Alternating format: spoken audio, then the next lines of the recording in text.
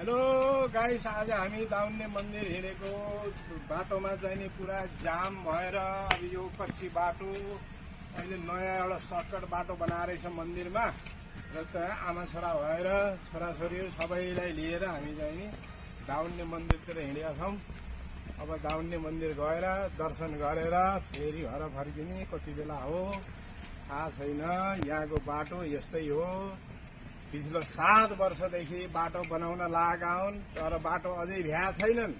तर बाटोमा जामको जाम भएर हामी चाहिँ नि त्यो बाटोबाट नहिँडेर पैदल यात्रा जाने भनेर त्यहाँबाट चाहिँ नि यता जङ्गलको बाटो भर्खर बाटो बनाएर छ र त्यो बाटोबाट हामी हिँडेका छौँ। ल है प्रभु, तपाईँले सबैले लाइक गर्नु होला। ल